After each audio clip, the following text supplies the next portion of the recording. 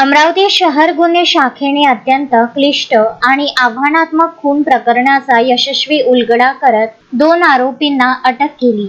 Nagpuri gate police ठाण्याच्या हद्दीत एका बंद दवाखान्याच्या छतावरील पाण्याच्या टाकीत सापडलेल्या अज्ञात मृतदेहाच्या तपासातून ही कारवाई करण्यात आली। 13 मे रोजी वजीर पटेल यांच्या बंद दवाखान्याच्या छतावरील पाण्याच्या टाकीत एका अज्ञात पुरुषाचा कुजलेल्या अवस्थेतील मृतदेह आढळून आला होता। मृतदेहाची ओळख पटविणे हे पोलिसांसमोर मोठे आव्हान होते। वरिष्ठ अधिकाऱ्यांच्या मार्गदर्शनाखाली तपास सुरू करण्यात आला।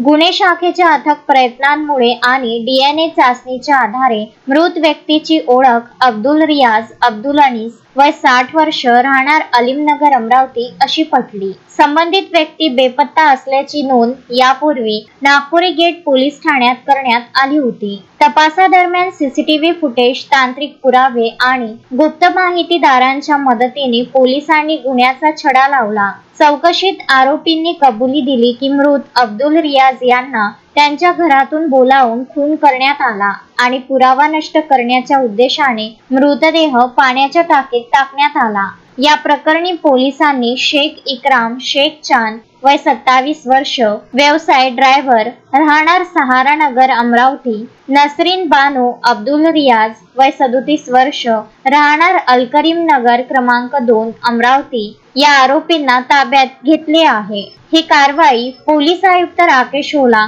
उपायुक्त यशवंत सोळंके आणि इतर वरिष्ठ अधिकाऱ्यांच्या मार्गदर्शनाखाली गुन्हे शाखेच्या पथकाने केली आहे। शोएब खान, विदर्भ न्यूज, अमरावती।